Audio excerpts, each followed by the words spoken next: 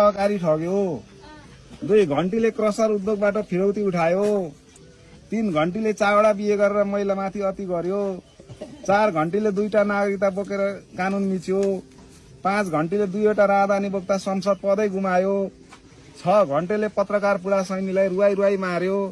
7 घण्टेले अमेरिकामा 9वटा मुद्दा लागेर नेपाल भाग्यो।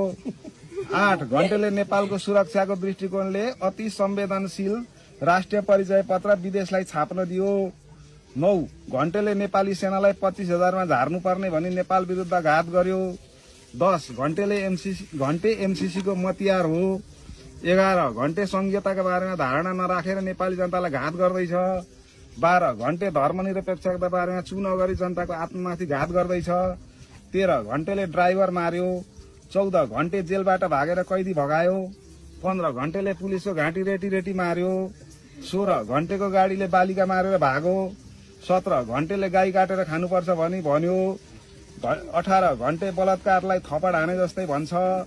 19 घण्टेले आर्यन तामाङलाई अपहरण गर्यो। 20 घण्टे हिन्दू धर्म मान्ने पार्टीमा नबस भन्छ। 21 घण्टे अराजक र गाली गर्न मात्रै जान्दछ। 22 घण्टेले सिंहदरबार डढाएर देश खरानी बनायो।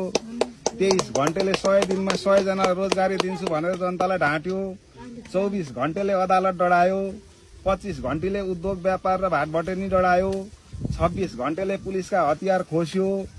27 घण्टेले जेट तोडेर कैदी भगाएर मार्यो।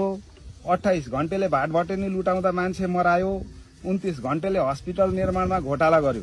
30 घण्टेलाई सम्पत्ति शुद्धिकरण मुद्दा लागेर धरोटीमा छुटेको छ।